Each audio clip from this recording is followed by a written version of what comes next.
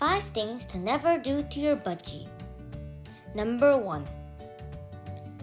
You should never keep only one budgie since they are very social birds and need at least one other budgie or they'll end up getting very stressed.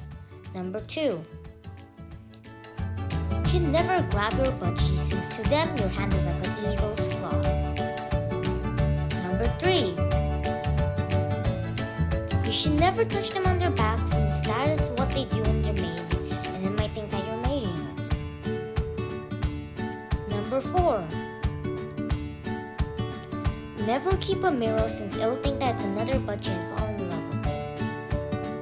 Number 5.